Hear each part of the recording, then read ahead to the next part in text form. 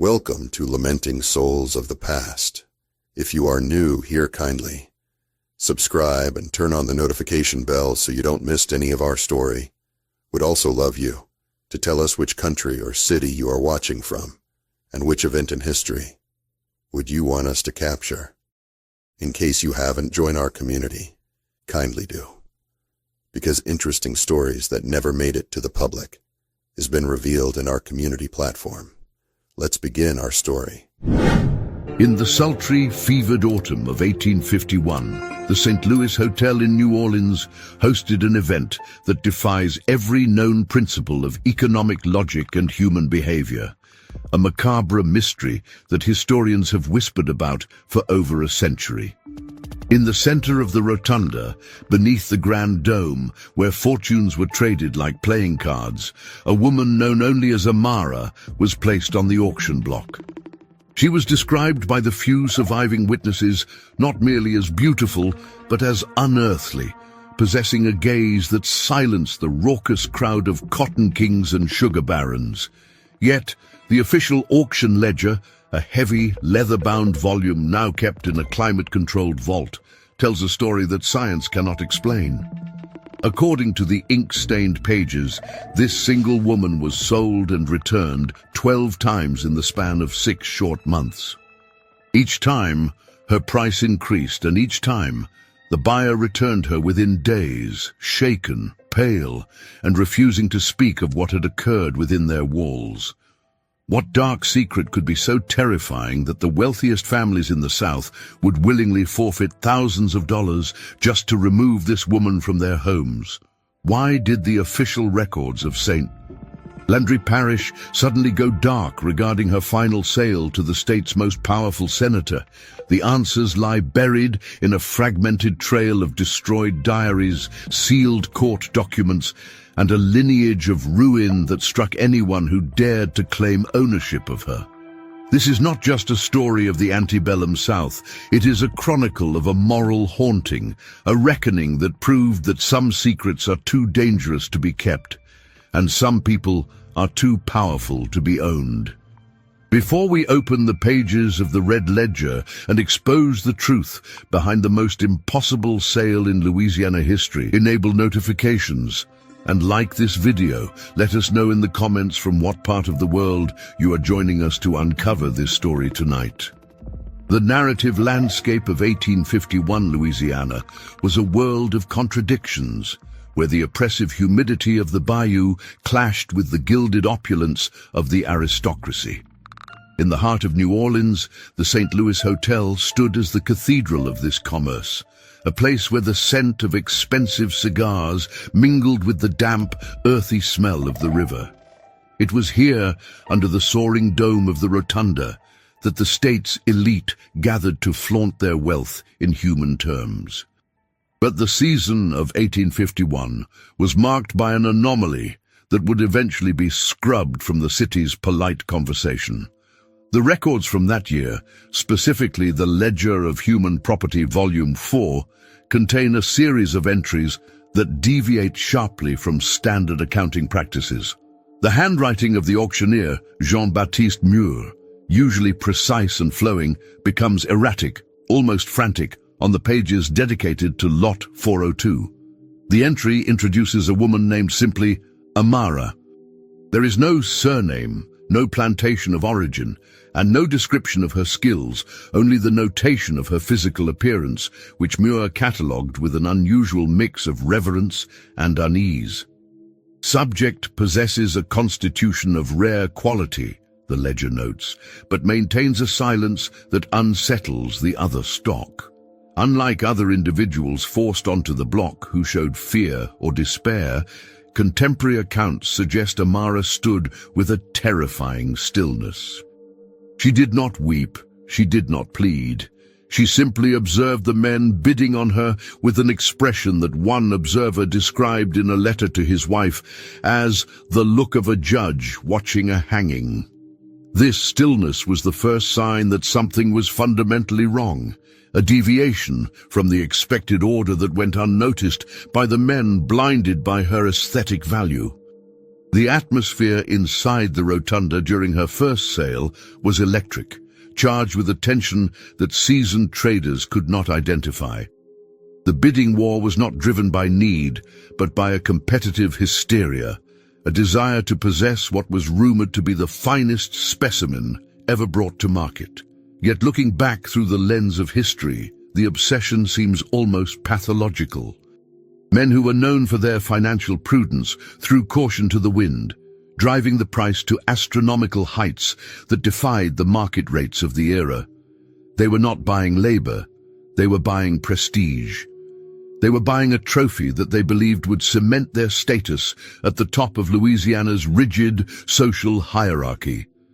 None of them suspected that they were inviting a Trojan horse into their sanctuaries, a force that would dismantle their lives from the inside out.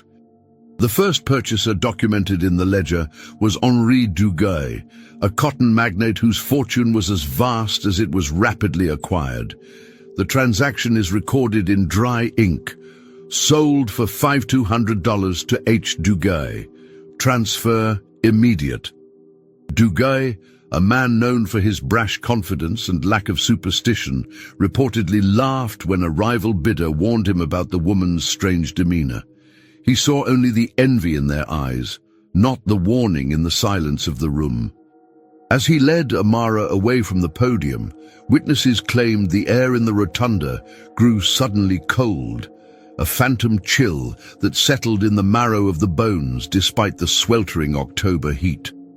This climatic anomaly was dismissed at the time as a draft, but it appears in 3 separate diary entries from that day. Duguay's carriage ride back to his estate on the outskirts of the city marks the beginning of the phenomenon.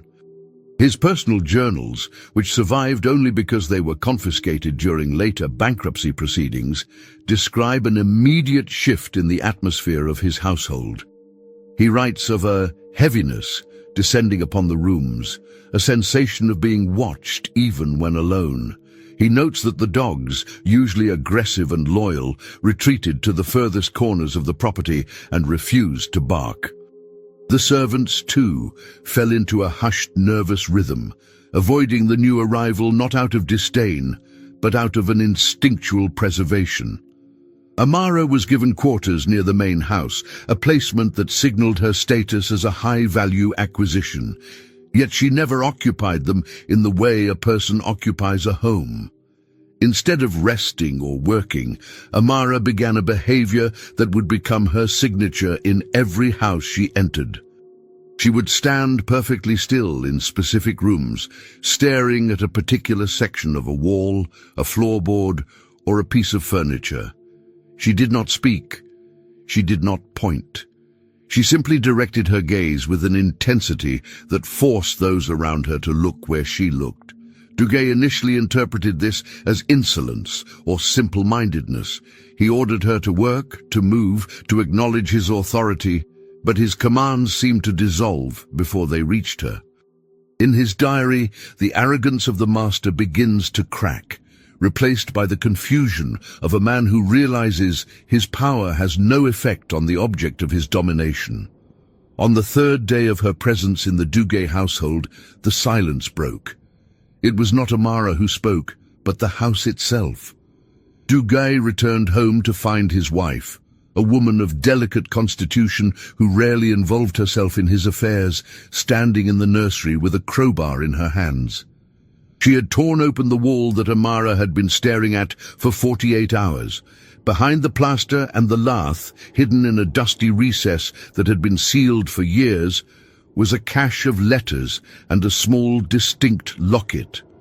These were not random artifacts. They were concrete proof of Duguay's second family, a mistress and children he had kept hidden in a separate parish, financed by the dowry of the very wife who now held the evidence. The revelation was absolute and devastating. The illusion of the happy, prosperous Duguay marriage evaporated in an instant, destroyed not by a rumor, but by physical proof that had been inexplicably located by a stranger who had never set foot in the house before. Duguay's rage was catastrophic, but it was impotent against the facts. He could not punish Amara, for she had done nothing but look at a wall. She had violated no rule, broken no law, spoken no word of insubordination. She had simply acted as a living compass for the truth that he had buried. The scandal that followed would ruin his social standing, but the immediate reaction was even more telling. Henri Duguay returned Amara to the St. Louis Hotel the very next morning. The ledger entry is curt, written in a hand that shakes visibly. Returned. Defect in character. Incompatible with domestic peace. He forfeited a portion of his payment, a financial loss he accepted gladly, just to have her gone. He did not ask for a refund. He asked for an exorcism of her presence. The traders at the rotunda whispered that Duguay had lost his mind, that he had discarded a fortune over a trifle. They did not know that he was merely the first domino in a chain reaction that was about to sweep through the grandest parlors of Louisiana. The return of such a valuable asset should have lowered her market value, yet the laws of economics inverted. When Amara was placed back on the block, the bidding was even more ferocious.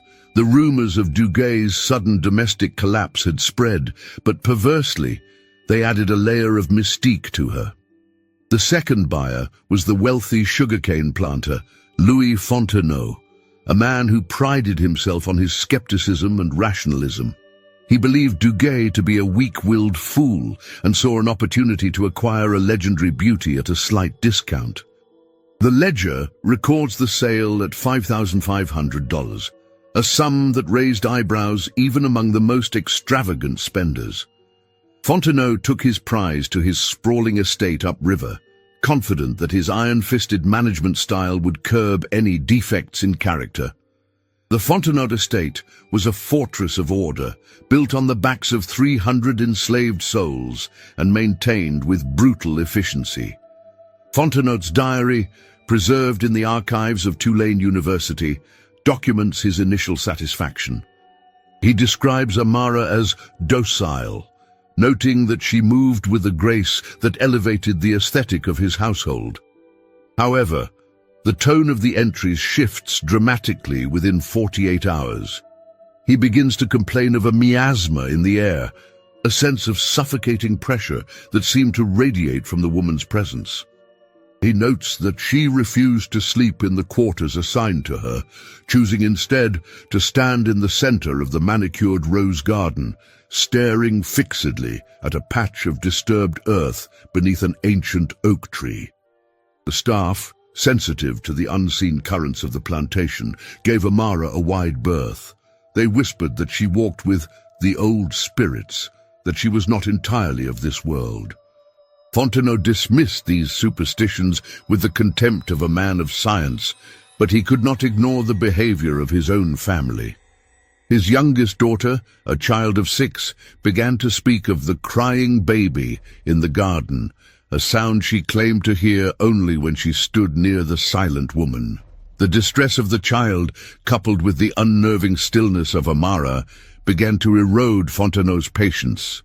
He threatened Amara with the whip, demanding she move away from the tree. She turned her gaze upon him, and for the first time, Fontenot felt the true weight of her presence, a judgment so profound it made his hand tremble. The climax of the Fontenot tenure occurred on a Sunday morning, as the family prepared for Mass. Fontenot's wife, driven by a hysterical compulsion she could later not explain, ordered the gardener to dig up the rosebush Amara had been watching. Fontenot forbade it, but the order had been given, and the gardener, terrified of the mistress's manic state, drove his spade into the soil. 3 feet down, wrapped in a decaying linen sack, they found the skeletal remains of an infant. It was not a slave child, as might have been tragically common, but a baby wrapped in a blanket embroidered with the Fontenot crest, the result of a secret indiscretion Fontenot had committed with a governess years prior, a child he had personally buried to protect his reputation. The discovery shattered the Fontenot dynasty. The screams of his wife echoed across the manicured lawns, a sound of betrayal that no amount of wealth could silence. Fontenot stood paralyzed, the shovel lying at his feet like an accusation. Amara stood a few yards away, her face impassive, her duty discharged. She had not dug the hole. She had not pointed a finger. She had simply illuminated the darkness where the sin lay hidden. The mechanism of her power was becoming clear. She did not bring the chaos. She merely removed the shadows that concealed it. She was a mirror in which the moral rot of her owners was reflected with unbearable clarity. Fontenot, a man broken by the exposure of his darkest crime, returned Amara to the rotunda the next day. The ledger entry for this return is even more cryptic than the first. Returned, unsuitable, bad omen. He accepted $1,000 loss on the transaction, a desperate fee paid to rid himself of the witness to his guilt. The auctioneer, Jean-Baptiste Mur, began to look at Lot 402 with a growing sense of dread. He cleaned the page, re-inked his pen, and prepared to sell her again. But the whispers in the rotunda had turned from envy to fear.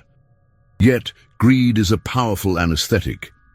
The third buyer, a judge from Baton Rouge named Etienne Leclerc, believed that he possessed the moral fortitude to handle whatever curse afflicted this woman. He was a man of the law, a pillar of rectitude who believed that order could be imposed on any chaos.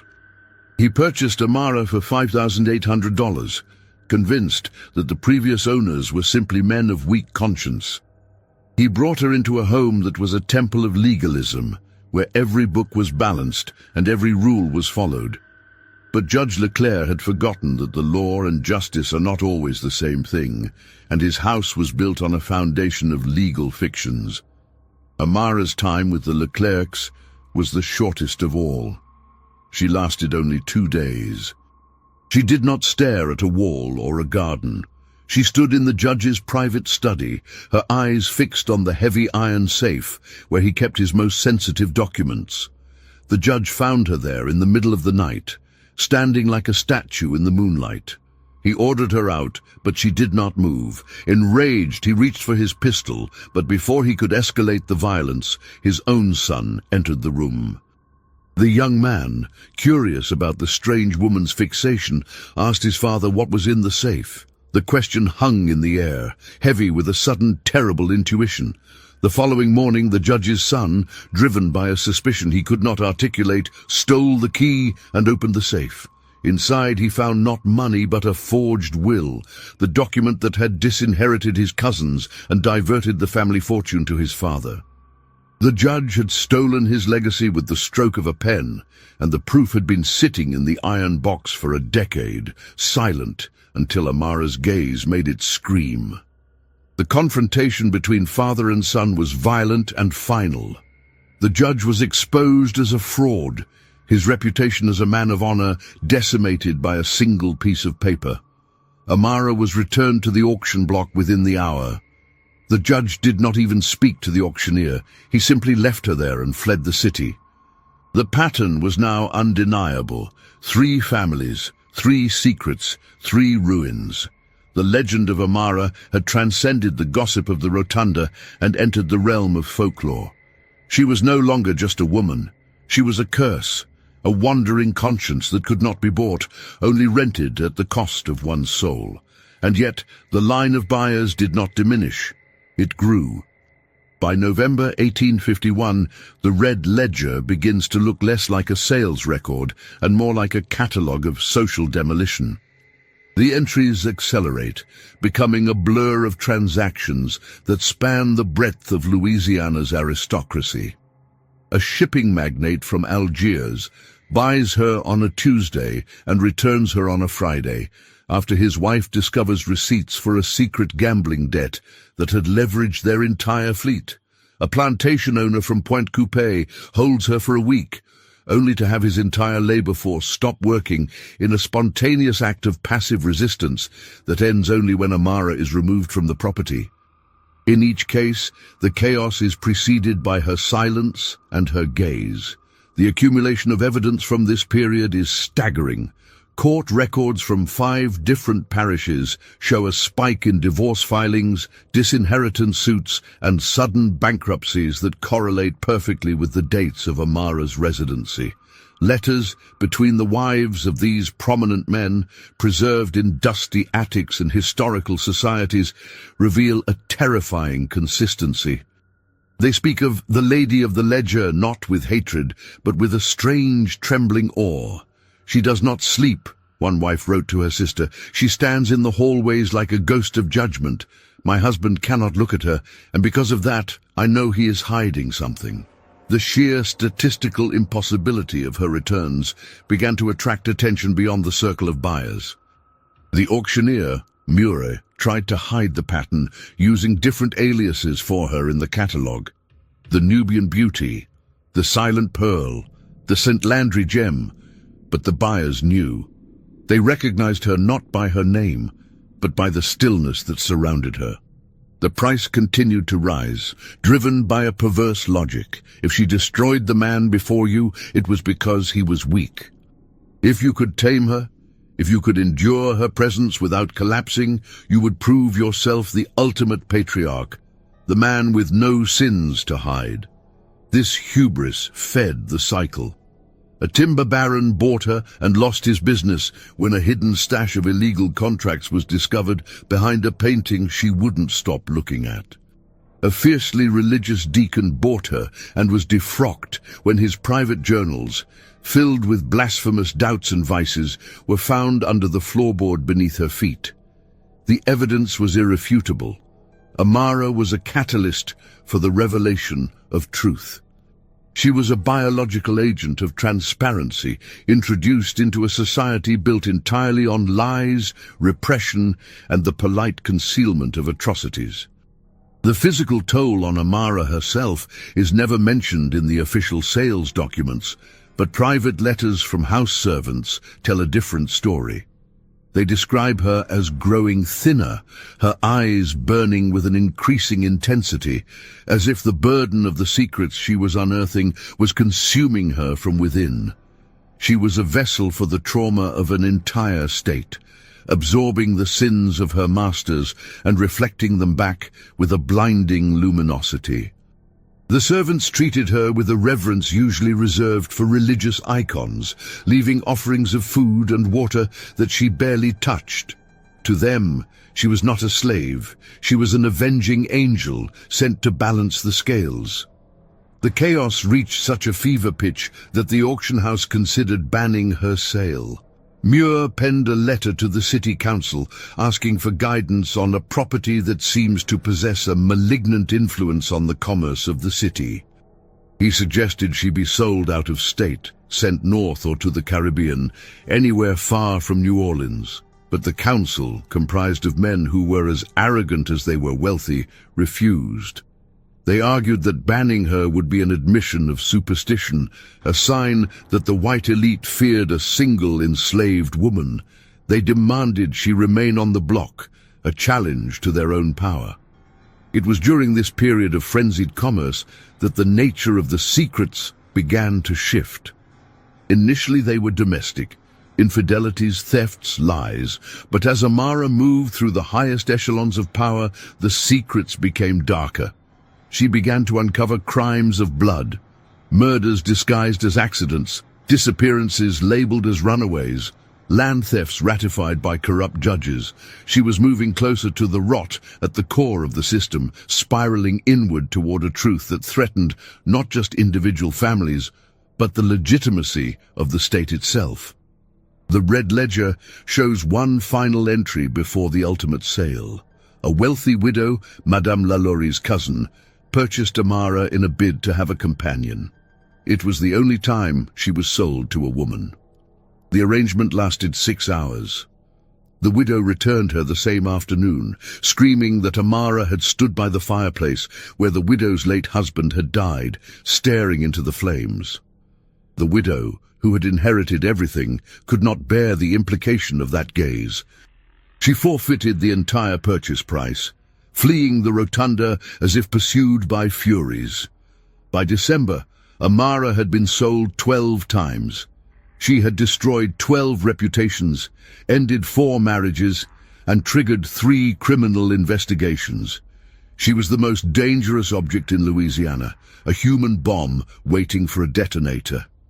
And yet, the ultimate buyer was already making his way to New Orleans, a man who believed that he alone possessed the power to silence the past.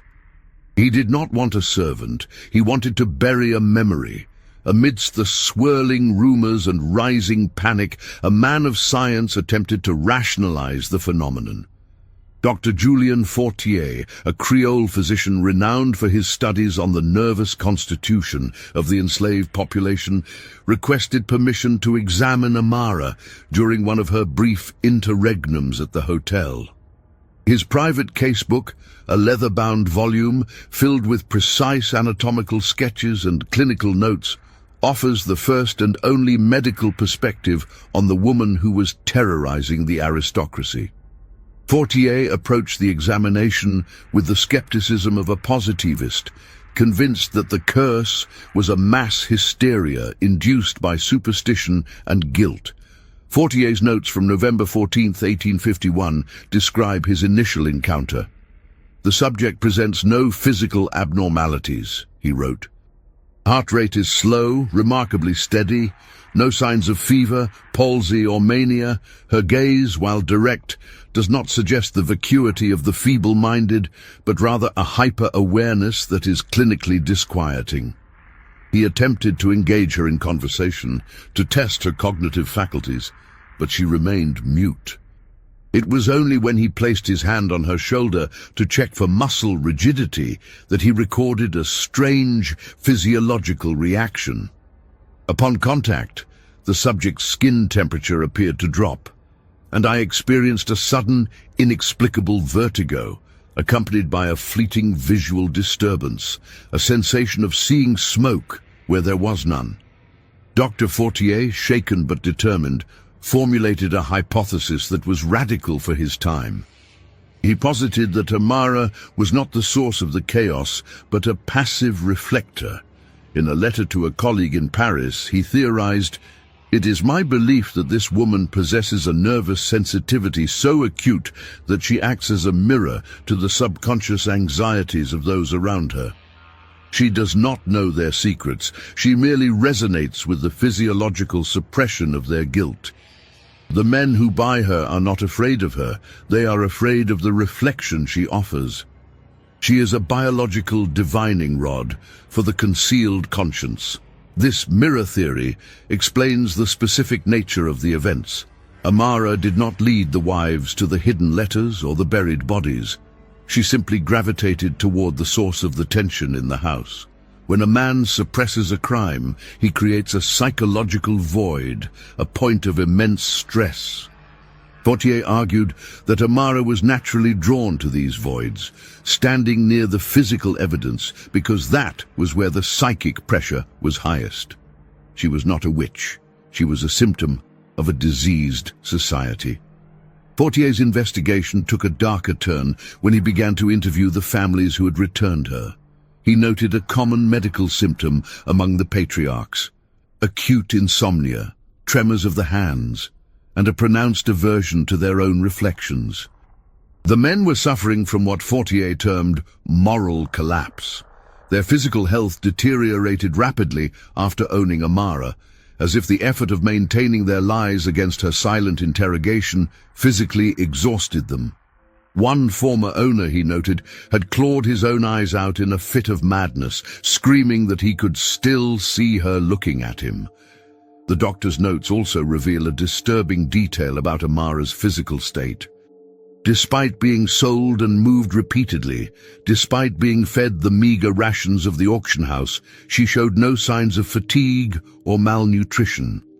"It is as if she is sustained by something other than bread," Fortier wrote in the margins of his journal. "She feeds on the revelations. With every family that falls, she appears stronger, more luminous. It is a parasitism of truth." This observation led Fortier to fear for his own safety. He abruptly ended his study after 3 days, claiming that he, too, had begun to see things in the shadows of his clinic, faces of patients he had failed to save, mistakes he had buried. Fortier's final entry on the subject is a warning that went unheeded. He advised the auctioneer Muir that Amara was medically incompatible with the institution of slavery. He argued that a slave must be a blank slate upon which the master writes his will. Amara, however, was a mirror that wrote the master's will back onto him. "You cannot own a reflection," Fortier warned. "If you try to grasp it, you will only cut your hands on the glass." The medical community dismissed Fortier's theories as fanciful, but his hypothesis remains the most compelling explanation for the events of 1851. It suggests that the horror was not supernatural in the traditional sense, but psychological. Amara was a weaponized empathy, a being who forced the repressed trauma of the slaveholding class to the surface. She was the inevitable counterbalance to a system that relied on absolute silence to survive. Dr. Fortier's casebook was archived and forgotten, only to be rediscovered decades later. But in the winter of 1851, his warning was just another whisper in a city deafened by the roar of commerce. The auction continued, the prices rose, and the mirror waited for the one man whose secrets were dark enough to shatter the glass completely.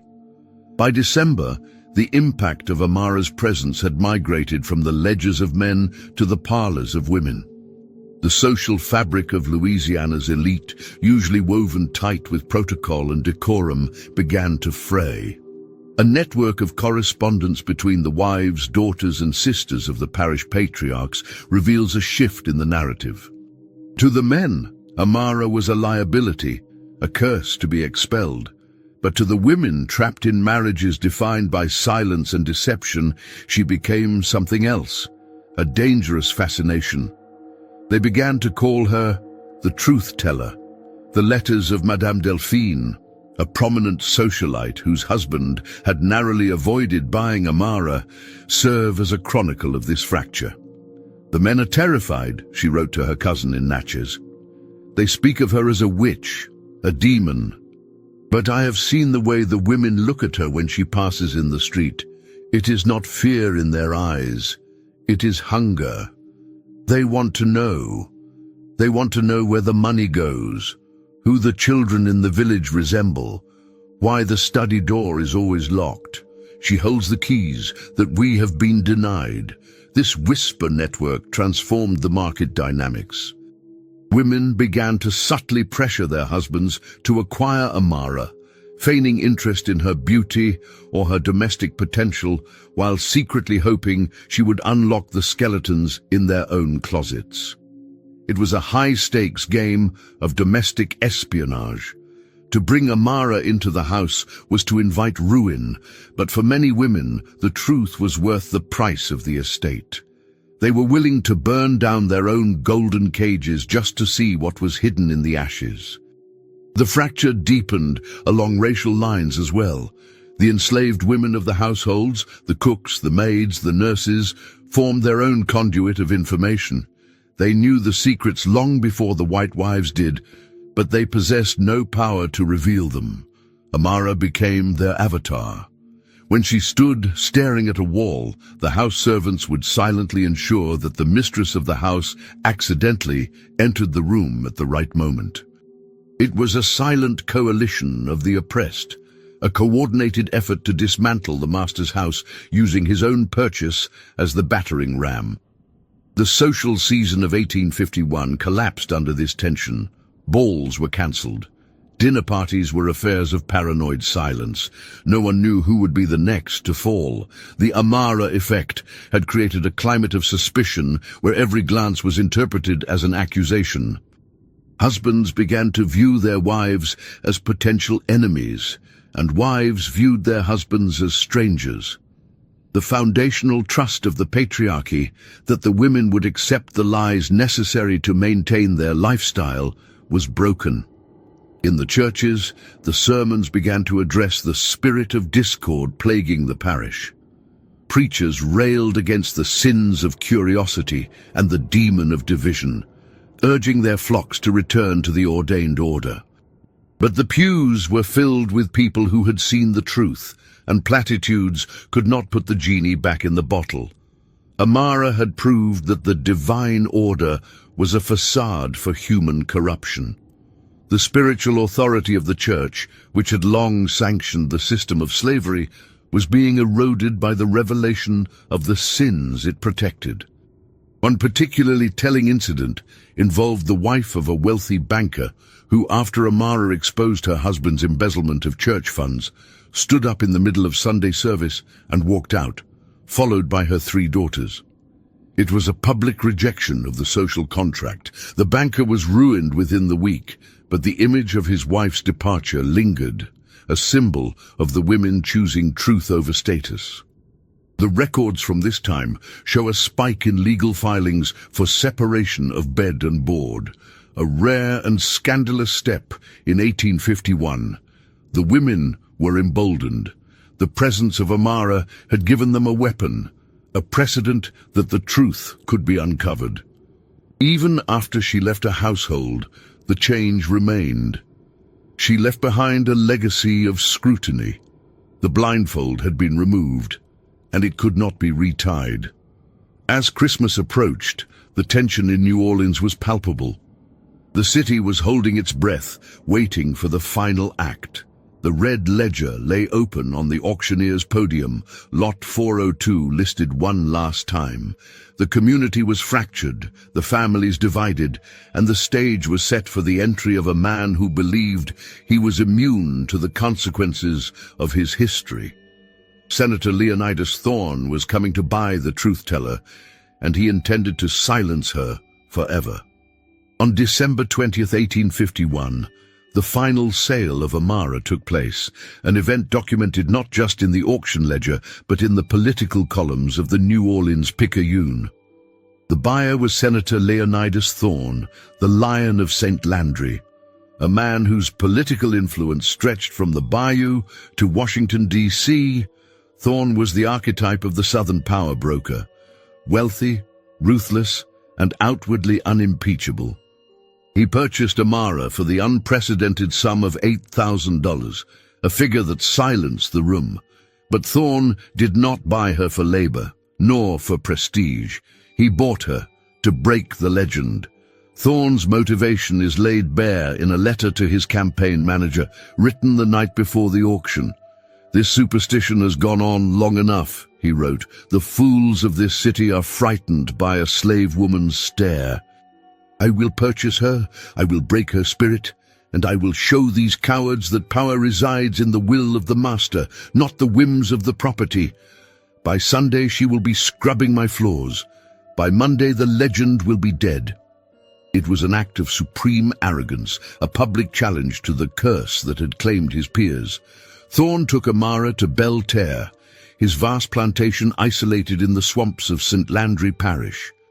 Belle Terre was a kingdom unto itself, a place where Thorne's word was law and the outside world was held at bay by miles of black water and cypress trees. The estate was rumored to be built on land that had been acquired under dubious circumstances decades earlier, but no record of the transaction existed in the parish archives that Thorne himself controlled. Upon her arrival at Belle Terre, the atmosphere of the plantation shifted instantly. The overseers, brutal men hand-picked by Thorne, reported a sudden unease among the field hands. "The work song stopped," one overseer recorded in the plantation log. "The silence is louder than the singing."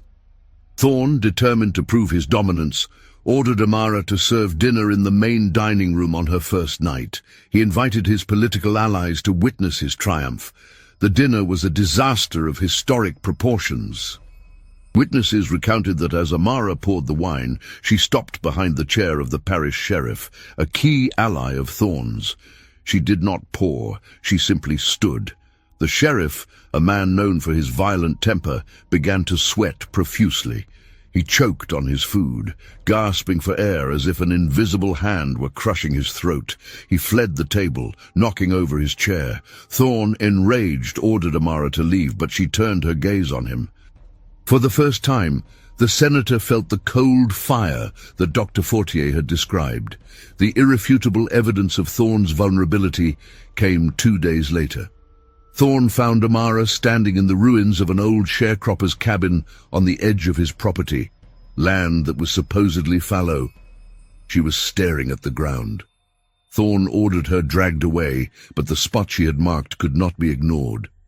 His wife, Eleanor Thorne, who had watched the arrival of the witch with deep trepidation, walked to the site after Thorne had left. There, half buried in the mud, was a charred timber post, the remains of a house that had been burned to the ground. Eleanor knew the history that her husband had tried to erase. The land of Belterre had not always been theirs.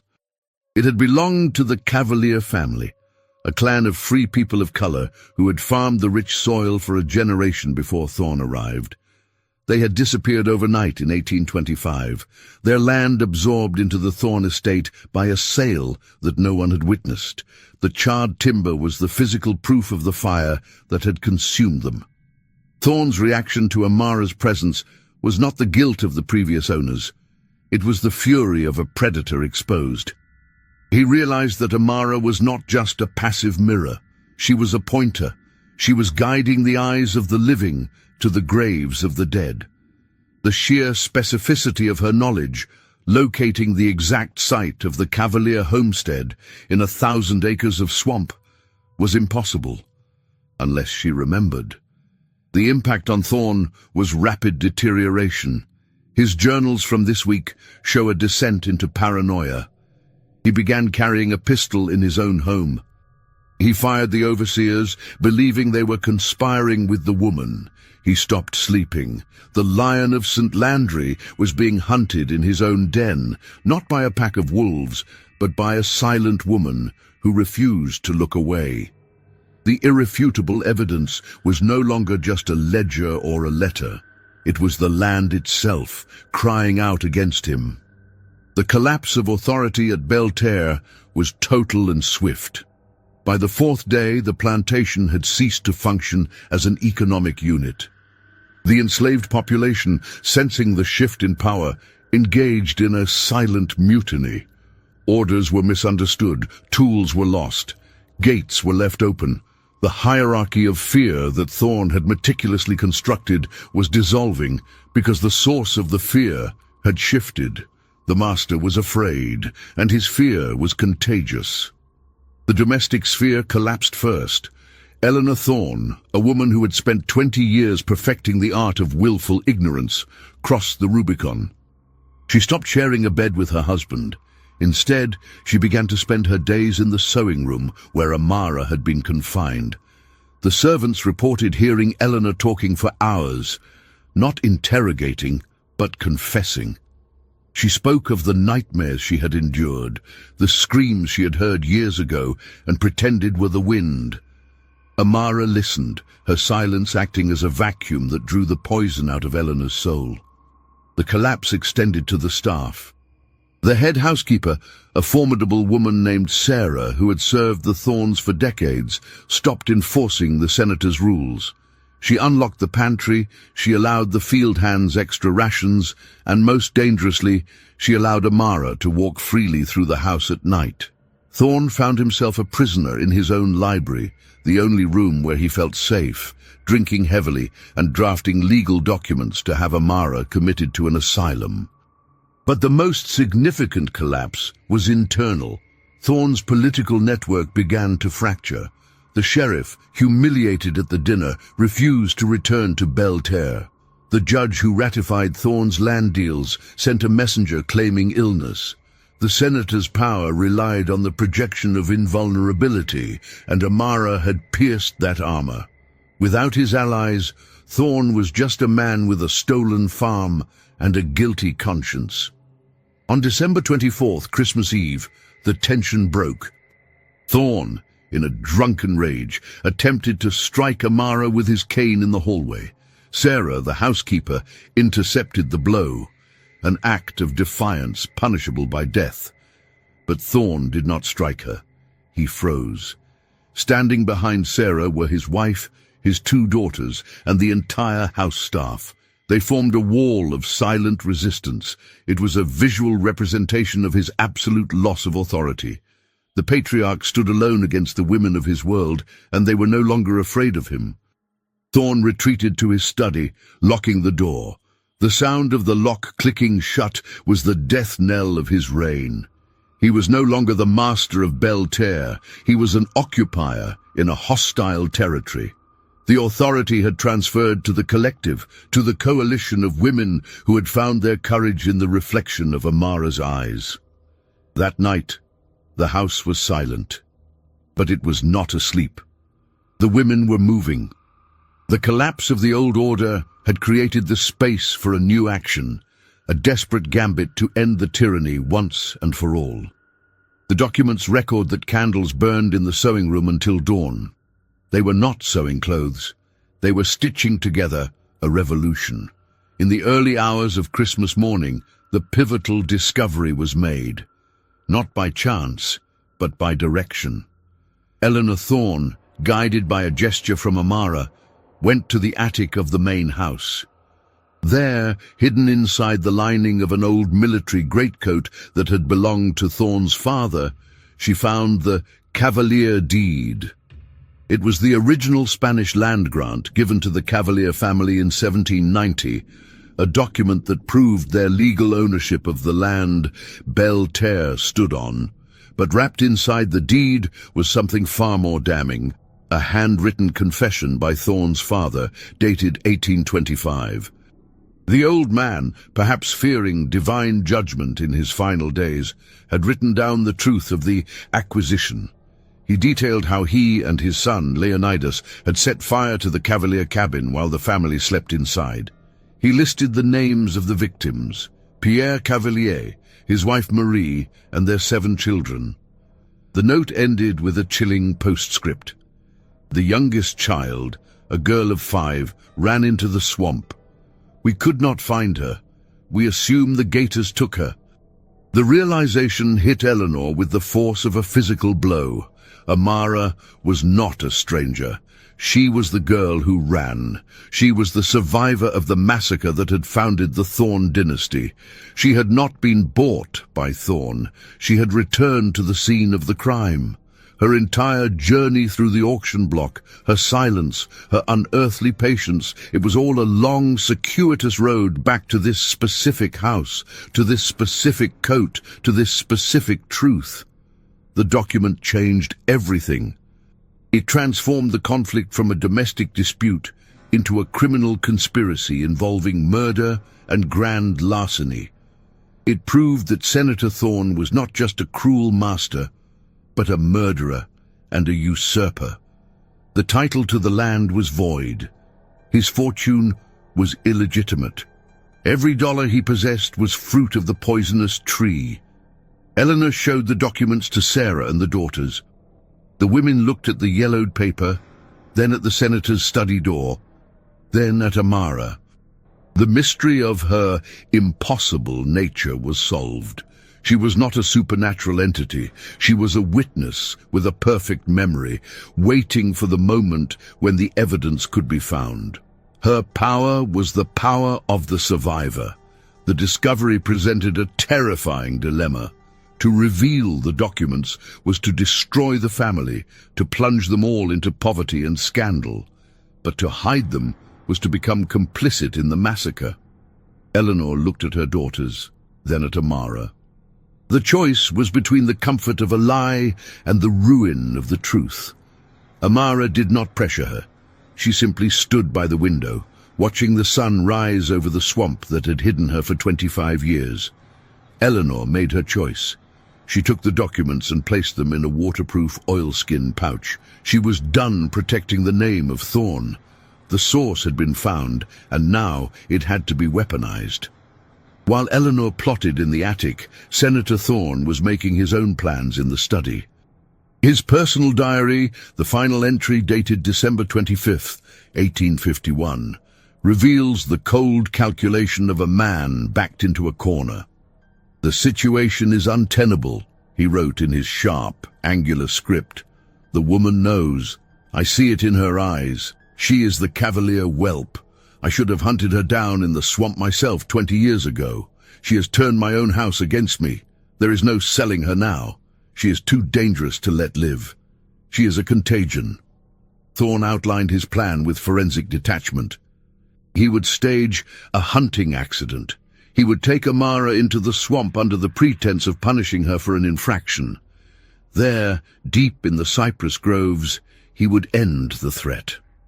"A bullet is a final silence," he wrote. "I will tell Eleanor she tried to run, that she attacked me. The sheriff will corroborate. The law is mine." The justification in Thorn's mind was absolute. He viewed himself as the defender of his civilization. In his warped morality, the survival of his lineage justified any crime.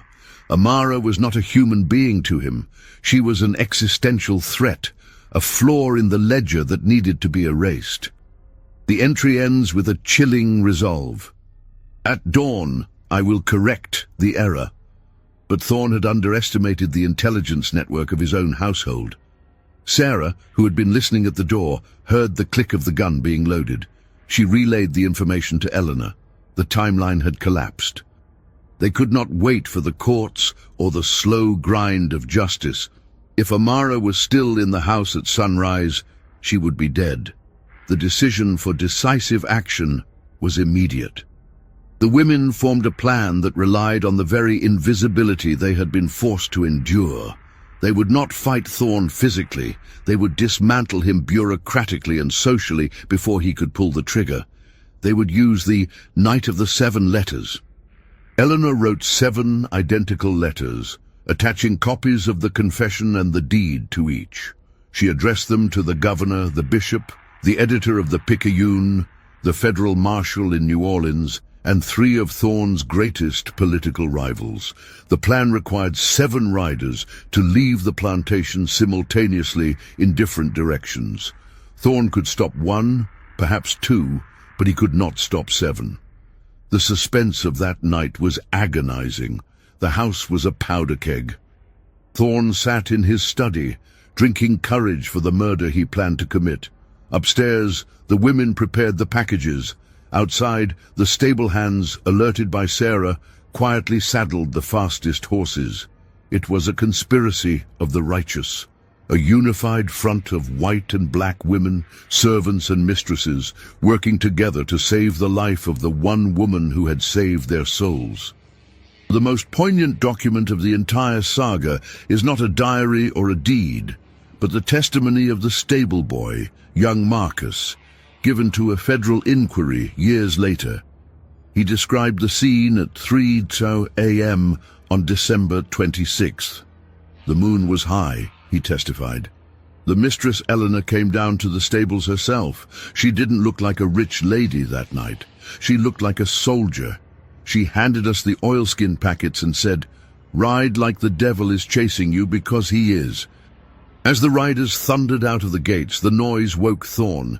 He rushed to the window, pistol in hand, and saw the 7 shadows scattering into the darkness. He fired a shot into the night, a futile gesture against the inevitability of his ruin. He knew instantly what had happened. The information was out. The quarantine was broken.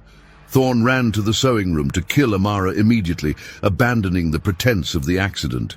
He kicked down the door, screaming her name. But the room was empty. The window was open, the curtains fluttering in the cold wind. On the floor lay a single object. The iron shackles he had bought for her, unlocked and arranged in a perfect circle. There was no footprint on the rug, no sign of struggle. Amara had simply vanished. The interpretation of this moment has divided historians. The skeptics argue she climbed out the window and fled into the swamp she knew so well. The romantics believe she dissolved into the mist, her purpose fulfilled. But the symbolism was clear. The chains were empty because they could never truly hold her. She had been the captor, not the captive. Thorn spent the remaining hours of darkness pacing the empty room. He knew that by noon the riders would reach their destinations. The telegraph lines would hum with the news of his crimes. The marshals would be on their way. The facade of the Lion of Saint Landry had been stripped away, leaving only the arsonist and the murderer. At dawn, the time he had appointed for Amara's death, a single gunshot rang out from the study. The servants did not rush to investigate. They knew Thorne had passed the final sentence on himself. The fallout from the Night of the Seven Letters was cataclysmic. The New Orleans Picayune ran the story on the front page. Senator exposed, the horror of Belterre. The publication of the confession and the deeds led to the immediate seizure of the Thorne estate. The scandal implicated dozens of officials who had looked the other way, triggering a purge of the state's political machine that lasted for a decade. Eleanor Thorne and her daughters were left destitute but free. They moved to a modest house in the French Quarter. Eleanor never spoke of her husband again, but she kept the oilskin pouch on her mantelpiece, a reminder of the night she found her voice. The Cavalier land was eventually auctioned off by the state, the proceeds used to found an orphanage. A grim irony that perhaps would have amused the senator. The Red Ledger became a cursed artifact. Jean-Baptiste Mur burned it in 1852, claiming it brought bad luck, but a clerk had made a copy, preserving the record of the impossible sales. The families that had owned Amara, the Duguays, the Fonteneaus, the Leclercs, never recovered their former glory.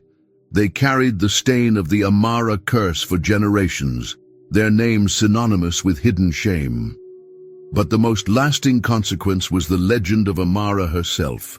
She was never seen again in Louisiana. No bounty hunter ever picked up her trail. No grave bears her name.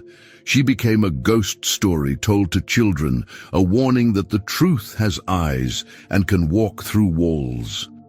In the slave quarters, she became a folk hero, a mythic figure who could topple masters without lifting a hand. They sang songs about the silent lady who broke the chains with her stare. Her legacy was not one of violence, but of revelation. She proved that the foundations of the South's power were built on sand, on lies, thefts, and murders that could not withstand the light of day. She was the first crack in the dam that would eventually burst in the Civil War. Decades later, in 1920, a young historian researching the antebellum South in Paris stumbled upon a photograph in a dusty antique shop. It was a daguerreotype dated 1895, taken at a salon in Paris. The subject was a woman of striking beauty, wearing the crest of the Cavalier family on a brooch. She looked exactly as Amara was described in 1851. Unaged, regal, her gaze fixed directly on the lens with an unsettling intensity. The historian bought the photo, trembling. If the date was correct, the woman would have been nearly 80 years old, yet she looked no older than 25. Was it Amara? Or a descendant? Or was it simply a trick of the light? A coincidence that desperate minds cling to? The photograph now hangs in a private collection, nameless. But those who know the story of the Red Ledger cannot look at it for long. They say that if you stare into her eyes in the picture, you begin to remember things you have tried to forget. You begin to feel the cold draft of the rotunda.